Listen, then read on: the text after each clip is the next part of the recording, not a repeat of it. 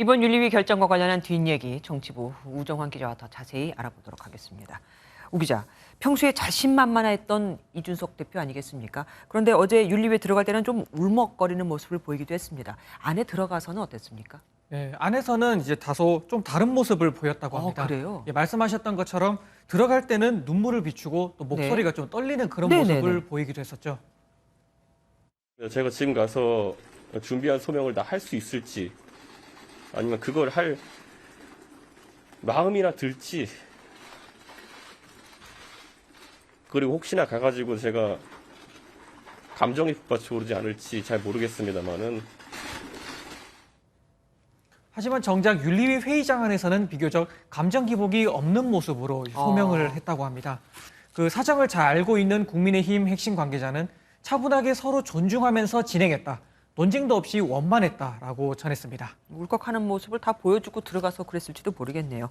어쨌든 윤리위가 징계를 결정한 이유가 이준석 대표의 진술을 믿을 수 없어서라고 했잖아요. 진술 내용이 어땠길래 그랬습니까? 그 윤리위 위원들이 직접 보기에는 이 대표가 그동안 해왔던 주장들과 별반 차이가 없었다고 하고 새로운 있습니다. 게 없었다. 네, 김철근 정무실장이 성상납 부존재 확인서의 대가로 쓴 7억 투자 각서를 작성하는 데 있어서 이 대표 자신은 관여한 바가 없다. 이 주장을 그저 반복하는 데 그쳤다는 겁니다.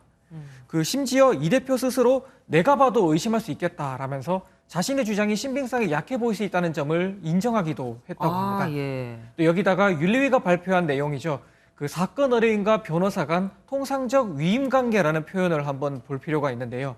그 국민의힘 핵심 관계자는 위임을 받은 사람이 잘못하면 위임한 사람도 책임지는 관계다. 즉 7억 각서에는 직접 관여를 안 했더라도 그 김철근 실장을 보낸 협상 위임자로서 이 대표가 책임을 질 수밖에 없는 상황이라고 말했습니다. 그래서일까요? 지금 말씀하신 대로 결국 문제가 되는 건 그 7억 원 각서 아니겠습니까? 투자를 하겠다는 각서인데 이 대표는 이걸 쓴 김철근 실장에 대해서도 굉장히 화를 냈어요. 네, 맞습니다. 이준석 대표는 김철근 실장에 대해서는 분노를 느낀다라고 말을 했다고 합니다.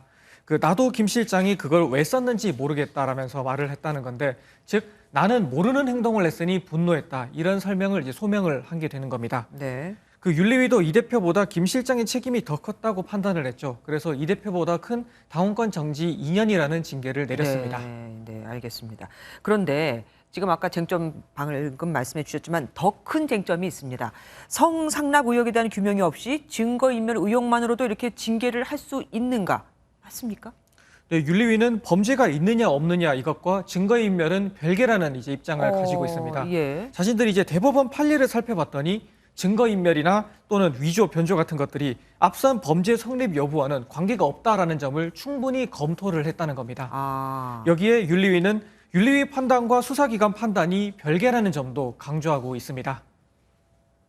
국민의힘이 수사기관의 결정에 따라 당원들의 마땅히 준수해야 할 윤리 강령과 규칙을 판단한다면 국민의힘은 스스로 윤리위원회의 존재 가치를 부정하는 것입니다. 반면에 이준석 대표는 수사기관의 성상납 의혹에 대한 사실 판단 없이 선제적으로 징계를 결정한 건 자의적이다. 또 의도가 있는 징계라고까지 주장하고 있습니다.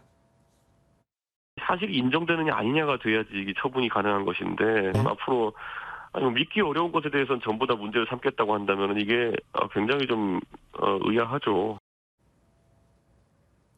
이렇게 양쪽의 주장이 엇갈리는 상황이라면 만약 이준석 대표가 가처분 신청 등을 하게 돼서 법적 공방으로 이어지게 되면 이 지루한 공방이 이어지게 될 가능성이 있습니다. 예, 잘 들었습니다. 우정환 기자와 함께했습니다. 고맙습니다.